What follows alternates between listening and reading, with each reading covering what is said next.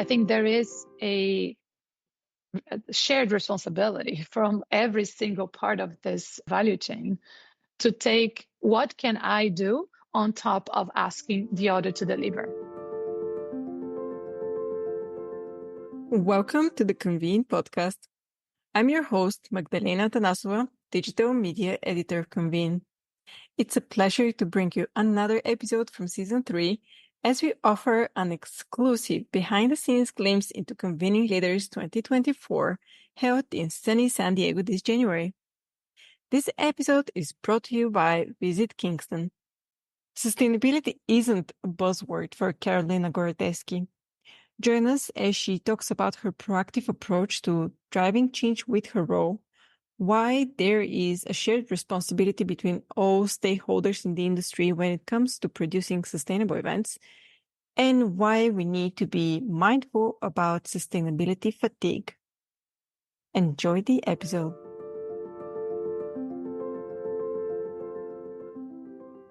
Hi, Carolina. Or I think I'm the only one that calls you Carol, so can I keep on doing that during this recording? 100%. You can call me the way you want. Welcome to the Convene Podcast. It's a pleasure to have you here. You and I joined about a year ago together, so I feel we have this special little connection. So this episode means a lot to me. Can you briefly introduce yourself to our listeners and share a bit more about your background and your role at PCMA? Sure. Thank you, Yus, for having me here. It's indeed, it's such a good connection that I have with you. And I think now we are celebrating our first year in PCMA, which is also very meaningful. So I'm Carolina. My background is in architecture and set design. And I gradually moved from event design ecosystem to the business events when I actually moved to Brussels. I'm originally from Brazil, and it's been 14 years that I'm living in Belgium. I joined PCMA as the head of global sustainability back in 2023, May last year. And before that, I've been working as a Congress manager for different associations here in Brussels. My role has evolved and it has twofold. From one side, I'm leading the PCMA global internal efforts in sustainability and across all PCMA brands, regions, and adapting, or at least working with the teams to transform the way we work. And then at the same time, this role has a very high focus on working with strategic partnerships so we can identify what we are offering to the community as a differentiator so we can help to drive the sustainability mindset and leadership. So quite of a complex role, I can say. It is a complex role, but it's also, I think that's the whole challenge of sustainability. I think it's actually nice that you mentioned this because I think at the same time, it is complex, but we need to find ways to break that down and work around it so we can actually do something, act now, because we know that the issue is pressing everybody, every businesses. So I think it's a reflection of the complex situation around sustainability, and then it reflects on my role. I think it's let's say a normal thing. I like how you frame it. It's just a reflection of it wouldn't be a complex position if it was not solving a complex problem. I really like that. Yeah. Can you tell our listeners what you have been focusing on and where you see opportunities so that we don't focus only on the negative, like the problem part of things? Yeah. And for instance, this is another point. The most important thing that we are trying to do is to work on the mindset transformation. And I think the idea of inspiring optimism is extremely important. I'm mentioning that because you're talking about the bad sides of sustainability, the complex side of sustainability. Let's try to be positive. And it's not only to be positive, but to drive a sense of hope and optimism so we can actually work around it. I think it's not a problem that will be solved from one day to the other, but we need to start doing and acting the way that is possible for every organization. And I think this is one of the main roles of PCMA. And I'm saying that because when I started working with PCMA, we started with defining the strategy. And by that is really to understand our role, set our objectives, and the type of content we would like to converge and distribute. Not in a sense to be precise, but really to have a sense of consistency and know what and how we want to talk about when it comes to sustainability. I think the industry has evolved a lot the past decades. And so we are not coming in a way to be a competitor, but really to join forces. The sense of partnership, I think, is one of the main pillars for sustainability for everyone that have been working around this topic. And we want to be one more player to support the industry and support the community. So that was the first thing we've done. But of course, next to that, we started to experiment in our events, first with Convening EMEA in 23, where we worked closely with the local partners in Copenhagen to maximize the efforts in a collective portfolio and really transforming sustainability into a experience. And then having this sort of approaches that are tested so we can maximize or improve for the following year. And then when it comes to Convening Leaders, of course, it's our flagship event. This is not a work that I started. This has been, I think, 3 or 4 years already. Honeycomb Strategies, which is our consultant, have been working with the PCMA team for Convening Leaders, setting baselines. And we this year take up what they had already developed and increased our commitments based on the EIC Sustainable Event Standards, and then going for the certification of the event. This process is still ongoing, and we will release our report soon. But that was the 2 main initiatives that we had together with the strategy setting. And then next, I think the other pillar is the strategic partners. We have been closely working with the AGU, with the Strategic Alliance of Convention Bureaus of Europe. And ultimately, we have signed a partnership with an organization called the Inner Development Goals, and they focus on transformational skills to deliver the sustainability goals. And the idea is that we are bringing them in to offer non-traditional areas of content so we can really work transversally across the projects and have this, as I talked before, as a central piece, the mindset transformation.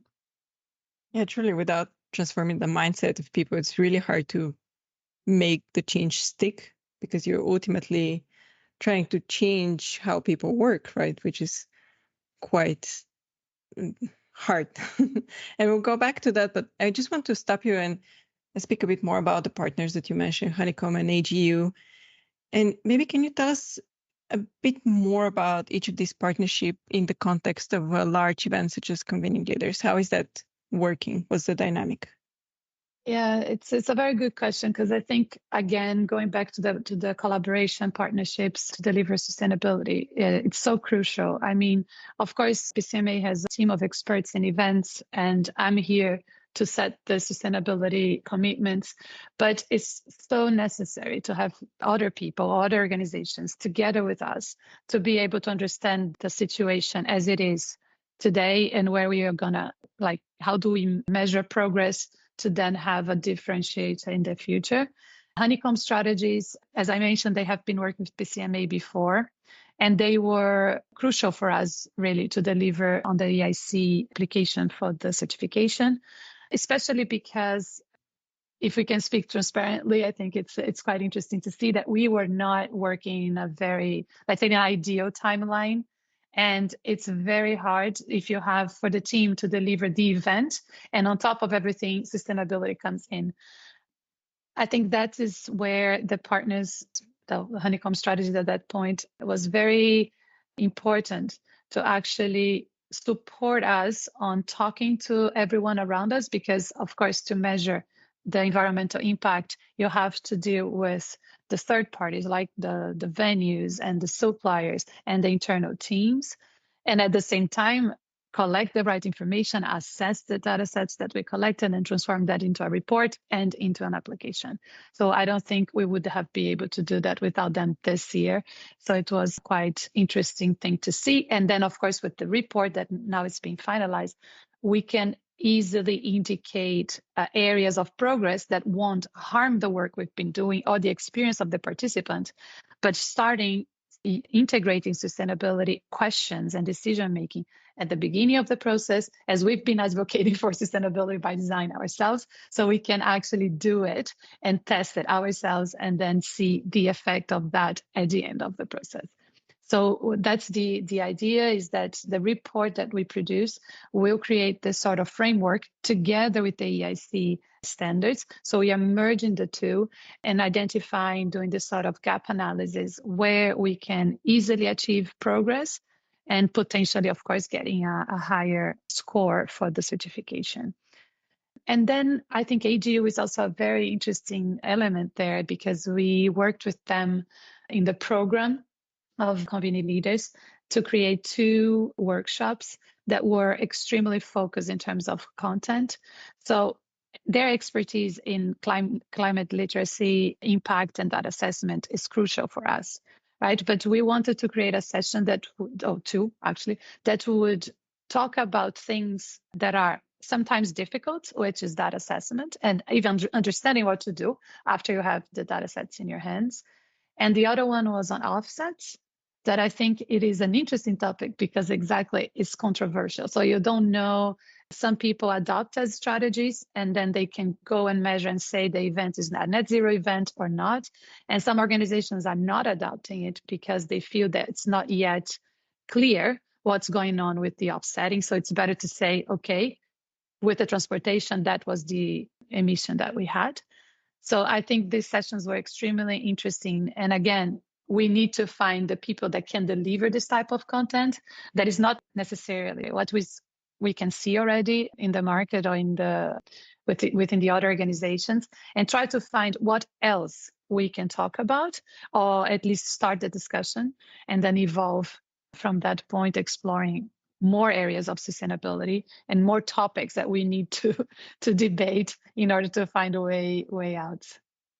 So what I hear you say is, first, at least for this 1 year, you focused much more internally, looking into what PCMA is doing and how you can elevate PCMA into being a better partner to the rest of the industry, so they can do better by maybe even getting shortcuts, right? So you're going through this tough process, but hopefully can make it smaller and more digestible for the industry, right? Yeah, I think that it's interesting you mentioned the internal work, because of course this is something that we are not yet going public with it, because it is something that we are setting it up. So it is a framework. We are working with some sort of approaches and tasks. What should be a mandatory approach? What should be a recommendation? And again, I'm not starting from scratch. The industry has a lot of resources that are online, that are available free of charge. And I think these initiatives are extremely important for us to take what is already out there and assess how we can use it. So I am actually using resources that are already available, not creating new ones.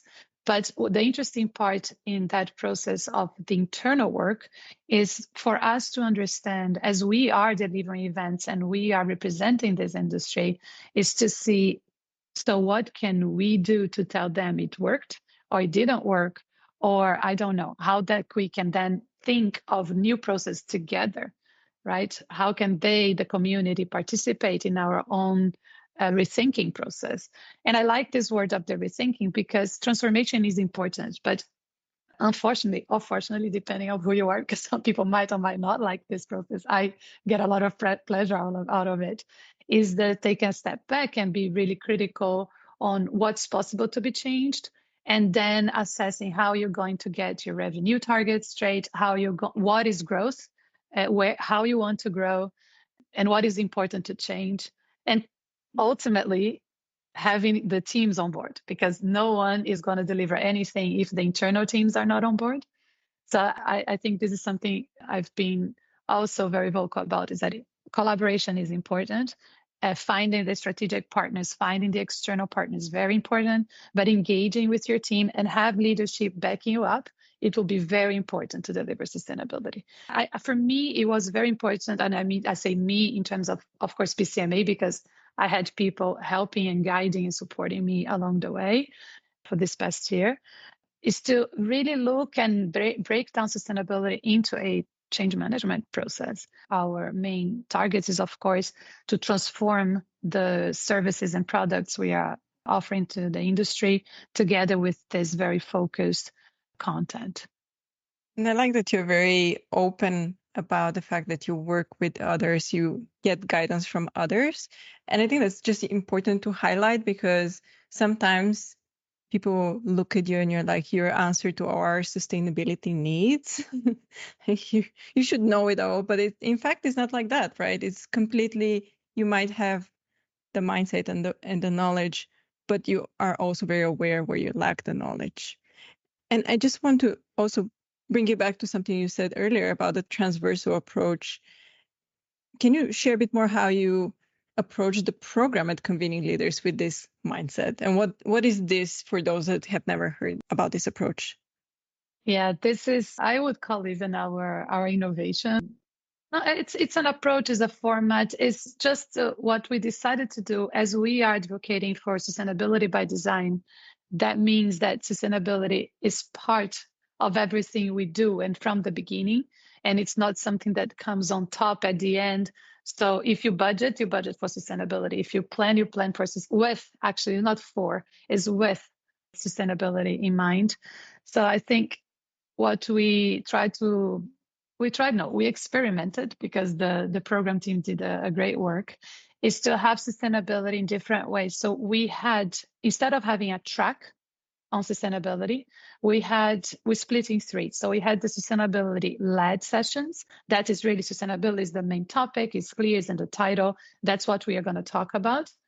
Sustainability as a topic, and that would be when sustainability become or is brought in as a topic of the discussion, but the session is about something else. So you would have, for instance, just to give an example, a session on leadership, and then one of the speakers or one of the case study or whatever we would bring as content, someone would take the role of speaking or asking questions about sustainability.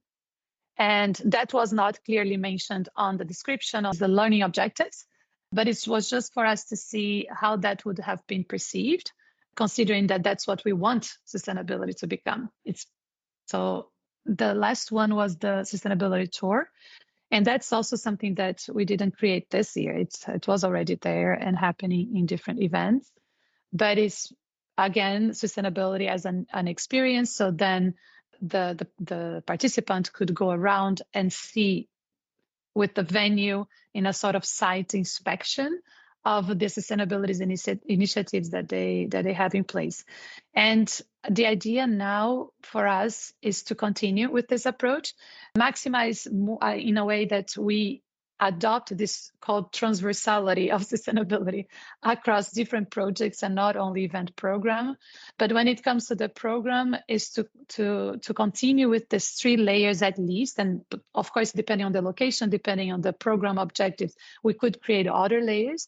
But then ensure that the tour, for instance, makes sense for the participant and makes sense for the location or the venue. That brings up something that is a local issue or a local roadblock, that is not always about seeing the venues and experiencing the venues, but it has a local flavor. That being a good thing or that being a challenge. I like this part of the topic where you did not mention specifically that there will be sustainability embedded into the session. Did you manage to measure that? And see, it was a pain point for us. Our idea was to have questions, or we didn't know what to do actually to measure. And I think this is an important point because it is what is problematic, right? We will continue in a way that this time we need to find a way to measure. It's not because we were certain that that worked and that people could perceive it, but it was a way for us to test and then see, can we understand why sustainability is relevant here? And was it relevant for the participant? We don't know yet.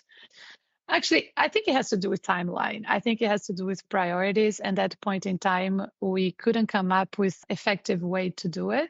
So we went anyway with it without being able to measure. We know it can be very valuable for the sessions for our planning perspective. Now we need to see if it is reaching to the point where the participant understands it. That's interesting. We'll definitely follow up with another episode just to speak about that.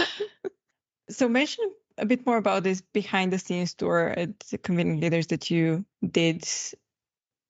For those that did not participate, can you explain what it was all about, how it went? What are your own takeaways from it?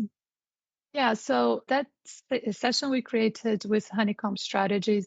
The reason being that they were helping us collecting the data sets with the venue and talking to the venue to see what was in place, what type of initiatives they had, and also because they have been doing these tours, not only for their clients, but also with PCMA. So they have this sort of expertise of creating the elements and the places to stop and talk to each of the suppliers and of the areas at the venue that would be interesting for the participants to see. What I think it's interesting is that one, you get out of the room. I think it's a session that you go around, you're moving your body, you're talking to people. Of course, the interaction between the participants with each other and with us was huge because it is informal. So I think people feel comfortable to talk, to ask questions in a different way that is not in the room. So as we know, this is not news. Everything that is more relaxed tend to stimulate conversation. The benefit of that is that, of course, many topics that are not necessarily what we are showing are going to come up, right? Doubts, roadblocks, problems, lack of motivation. That's what was not what we were showing. We were showing very operational, technical parts of the sustainability uptake. So that's the thing that I think it's the biggest benefit of participating in this kind of sessions is that you're going to go beyond what you're seeing and not be afraid of asking questions, because I think there is a vulnerability from everybody at that point in time, right? I'm there, Honeycomb is there with their expertise, the venue is there, and the suppliers that we are interviewing, let's say, they're all there. But we are always standing up in the middle of the event, walking around. And I think this puts everybody in a more vulnerable way. So it's for us a moment to talk. And it was very productive in that way. I think it demystifies certain topics because, of course, of the planners, I think there is a huge change in the way we ask about sustainability for our suppliers. So I think a lot of people are already changing their RFPs. A lot of people are adding sustainability questions or requirements to when they are selecting partners. At the same time, what I feel that it was interesting is to also be vocal about the fact that planners are also important. Again, I'm going to use the word to rethink their operations, to plan differently, to design differently. Because if the questions and the requirements are coming from one way only, it's going to be very difficult for location, venue, and other suppliers to adapt by themselves. I think there is a shared responsibility from every single part of this value chain to take what can I do on top of asking the other to deliver. And of course, the more we ask, the more we know that we can advance, because that's how business works. And we know that investments will be taken seriously if we have demand. At the same time, I think there is a lot of work that can be done from the design perspective and the planning perspective to ease certain areas of sustainability and work in a different way. And then we start to create, I think, a more equal collaboration from both sides. And so this tour around the venue created this kind of conversation, right? Where the venue has the responsibility to have these initiatives. Planners have the responsibility to ask what they have in place and put the requirements in place. But it is important to understand how we ask for, how we plan the catering, what type of products we are producing, what type of material we are using, and that can be done from the planner side too. A word from our sponsor. Why plan a business event in Kingston, Ontario? Because it's easy to get to and walkable, and for all there is to see, do, and taste. So you save more, connect more, and experience more while you're there. For board meetings, sales retreats, and team building, plan your business event in Kingston. Learn more at visitkingston.ca/meetinkingston. Now back to the program. Yeah, that's a good point, that planners don't have to offset their responsibility to partners, but they also bear responsibility. They are also accountable for the end product. And the behind the scenes tour, it was one of the quite highly rated sessions by participants. How are you thinking of future iterations of the tour? Yeah, the idea, I think the tour, it is indeed, as it's fun, right? It's fun, it's relaxed, and it brings this space that is different, and we will definitely continue that. But instead of having it randomly, we will make it a part of every single program we deliver for every event. Of course, and unless there is a huge issue or reason not to, no one's going to force this into the program. But the idea is to make sure that this type of sessions and discussions happens with the suppliers. It is a moment that is, we had a conversation with a supplier and the person is showing their booth and what they are doing. And to be honest, I didn't know they were doing so much, you know. It's the idea of making it a sort of integral part of the PCMA event program is exactly because we can't predict everything that's going to happen there, even though we can plan. And as I mentioned before, one of the directions will be to make sure that we identify what makes sense for that location or venue or community. I think if you are in a place where water is a pillar of the location strategy for climate impact, why not focus on that to do the tour? Or why not finding ways to talk about that specific issue?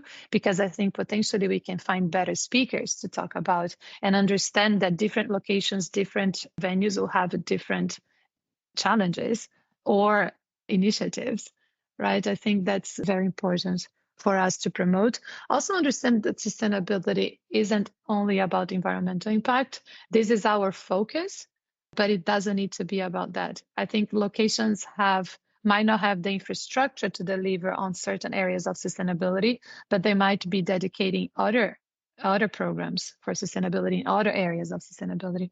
And I think it is our role also, even though that's not our focus today, but it is our role to showcase other areas and other programs around sustainability.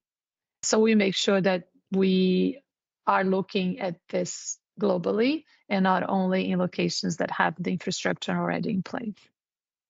Yeah, I think that's also one more way of putting PCMA in this partner spotlight for the industry, where event planners might not have been, in this specific city or venue, but it just gives them an inside look into yet another option for their future events.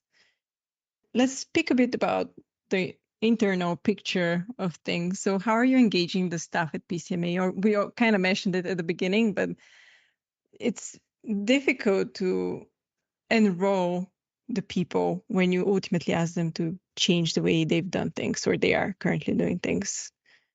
So how are you going about this? Yeah, it is hard, but I'm in a very privileged position, to be honest, because I have a lot of support from the leadership and from the teams. I think this is not to be forgotten, that I'm not doing this by myself. But then what we first did is to run internal surveys, very short, to the point, with the staff, but also with the leadership, and try to integrate their perception on sustainability, like what they feel it could have been a roadblock for integrating sustainability at that work. We finished, of course, an assessment and put together all these pieces of information and insights. And we're starting an iteration for 2024 with this kind of sets of approaches across the organization, so across the teams, across the regions, and we will see how, and to, of course, need to measure how and who are picking up which part of the set of criteria or set of approaches, so we can then adjust in the near future. Everything is around the sustainability by design idea, not again because we want to be precise, but because we need to focus on something to start. At least that's how we believe it's the best way to adopt, and also to monitor the adoption, right? And so we are at the phase now where we had the approaches delivered to everyone, presented per business units, and we are going to have a sort of exchange to see what are the next steps per business unit, and then create this shared deck where we can all see who is going to do what. Also, in a way, because a lot of the actions of one team might influence other teams, as we know. So we need to have this very clear across the organization. And another interesting thing is that we are going to create also, well, we created already, but now we need to start meeting, is the internal working group.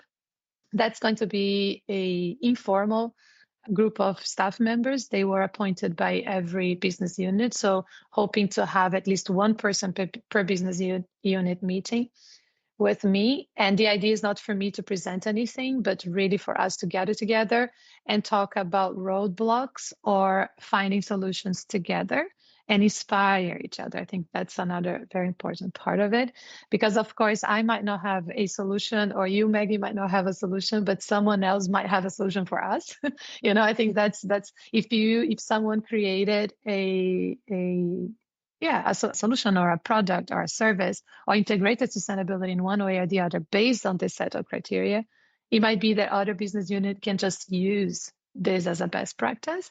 So I think that's the goal, at least for the first 6 months of this working group. And I'm really looking forward to it. I think it's going to be great to start talking about sustainability and in a way that is integrated with what we do and not in a set of strategic objectives. So, and it also, I think it's very nice that it can go beyond the events, right? That's another point that I think we will start to see coming to life, is the sustainability beyond the events that we deliver. So let's speak a bit about that. Moving forward, what are your top priorities? Of course, you touch all events that PCMA produces, but what else is there? And maybe if you can share a bit more about another event that's upcoming in Barcelona later this year. Yeah, so of course, the internal approach is one of the priorities. As I said, this is an ongoing, gradual process, and I'm really hoping that we can transform it into something that become a best practice for us that we can also share with everybody.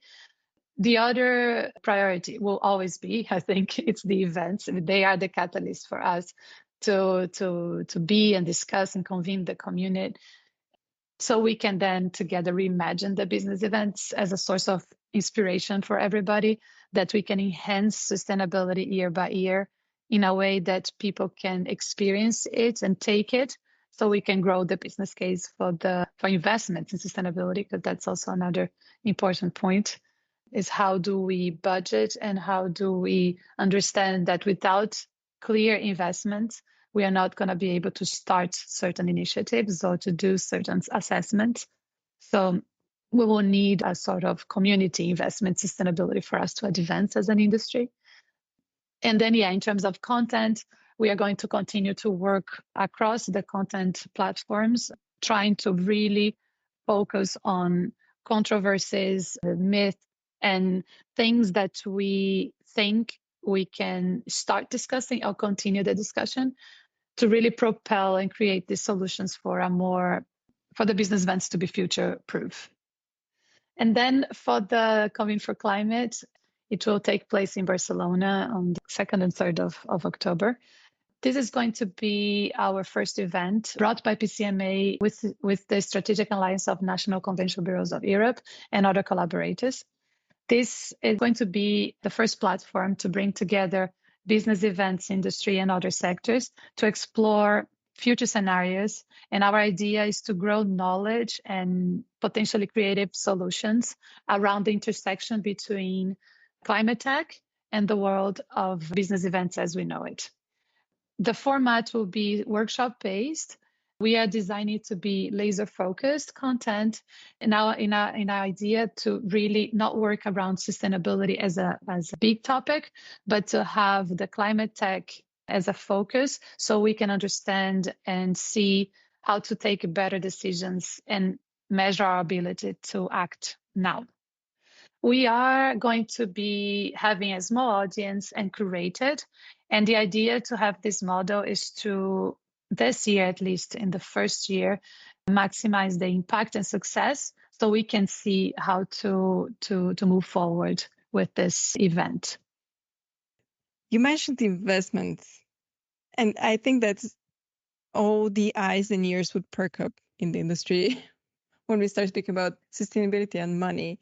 And investments is, yes, without the budgets, it's much harder to do things. So can you maybe elaborate a bit more on how you see this in the context of PCMA? Maybe if you can already give a solution how event planners can go about it for their events. Yeah, I'm not sure I have the solution, but what I can say, maybe in terms of the event planning, I think there is a opportunity for event planners, and I know that I'm repeating myself, but to really bring sustainability to their inception, to their planning phase. Because if you budget for sustainability, then it's there. It's not going to come on top. It's not going to come on as an extra cost. It's going to be there. It's not like, oh, now I have to include a sustainable meal here.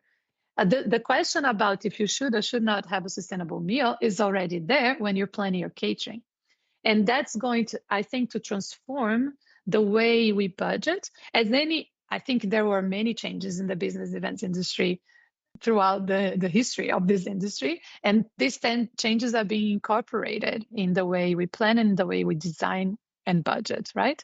So the design of the budget needs to be done in a way that either sustainability is per area or there is a line for sustainability, but there is something that needs to be there. And I believe that the areas approach is the one that we are trying to implement in our own organization, because it is for us a more transparent and effective way to look into sustainability. Instead of looking into as a single line of investment, it is to say, can I rethink? So to use the example of the catering, what type of catering I'm asking for? What are the options that the venue can deliver? Does it make sense? Does it create an impact? What type of packaging? Should I use the buffet? How do I do this? So if you're asking these questions, I think it will necessarily come to a point where you're going to look at your budget, and that's not something that should impact the results at the end, right? And then you start to see what are the possibilities to do it. Another thing that we are not doing yet, but we'll be doing soon, is the revenue streams. Is not to create revenues around sustainability necessarily, but to see we have the revenue targets, we have the assets we need to produce, the products we need to produce, the service we need to produce. How do we do that with sustainability in mind? And then maybe there will be new revenue streams that needs to be created because some need to sunset, or we are going to have a transformation of some of these assets so we can then understand that their environmental impact is reduced.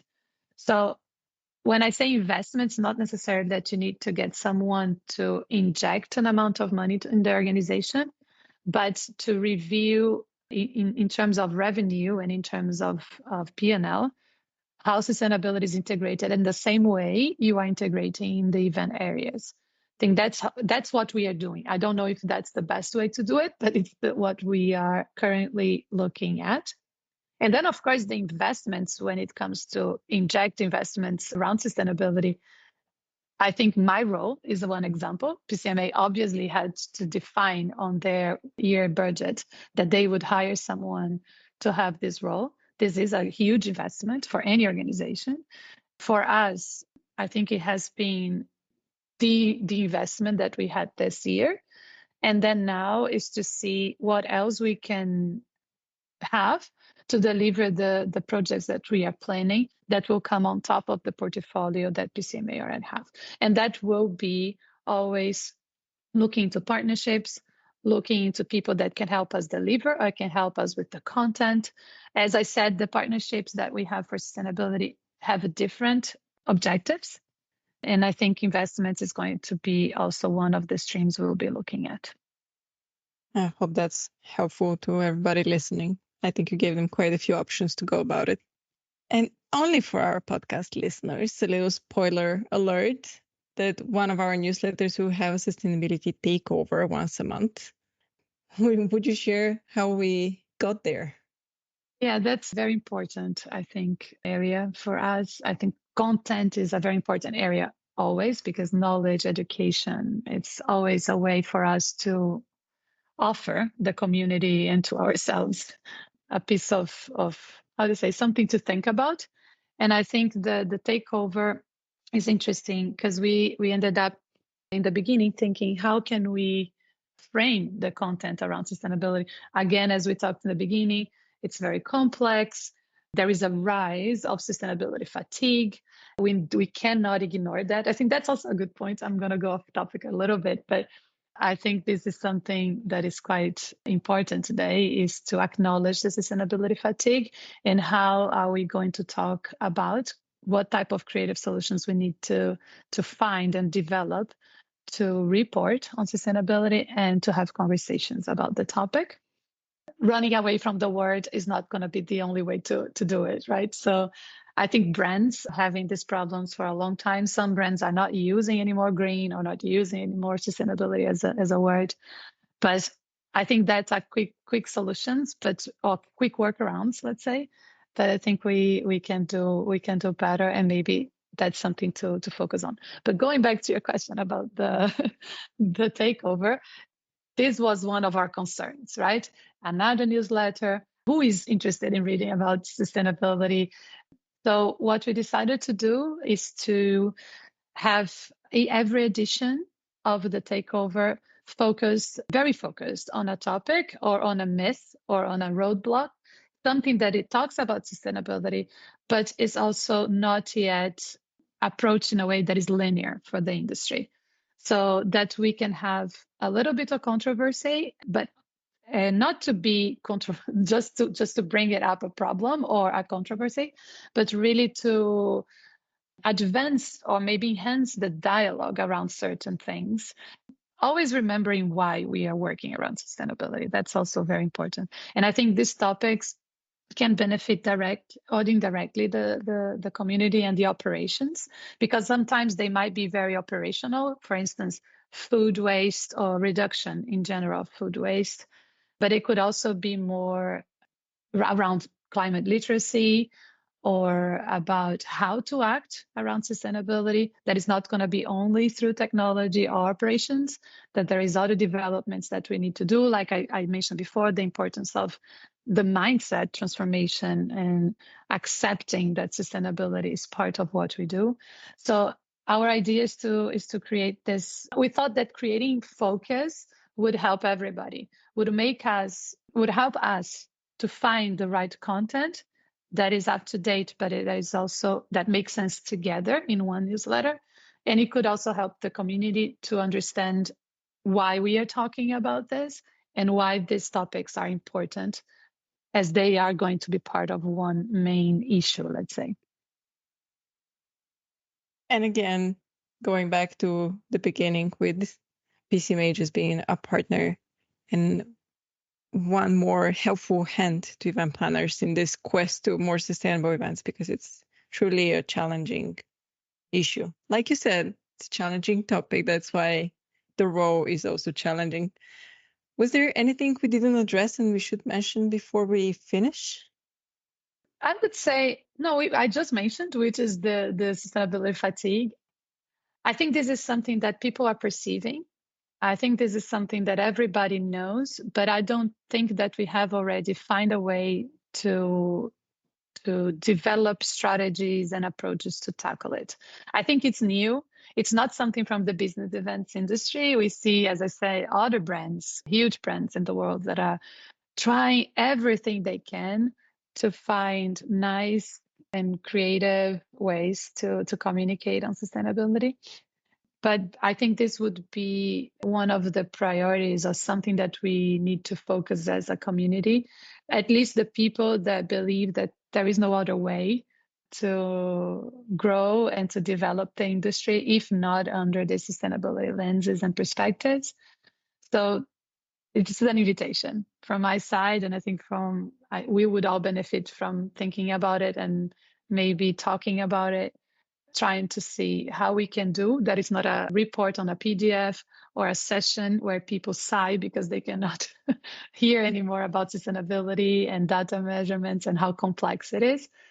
So I think there is that demystifying part that comes along with putting something in place that makes sense for your clients, community, whomever you're trying to address, and then making sure that we communicate in a way that is go beyond the community, so it's a broader audience, and not only tells what we are doing, but how people can engage, and then ultimately transforming the industry.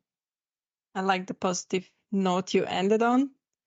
So at this point, I just want to say a huge thank you for making the time and being on the podcast and being so honest with our listeners. I think that's what we're here for, to bring them the uncensored truth about how it is to make change when it comes to sustainability and beyond. So thank you. No, thank you, Maggie. Thank you. This podcast is great. I really love it. I think these conversations are so important, and let's see how we can evolve from here together. Thank you. Remember to subscribe to the Convene podcast on your favorite listening platform to stay updated with our latest episodes. We want to thank our sponsor, Visit Kingston. Learn more about why you should hold your business event in Kingston, Ontario at visitkingston.ca/meet in Kingston, all together. For further industry insights from the Convene team, head over to pcma.org/convene. Until next time.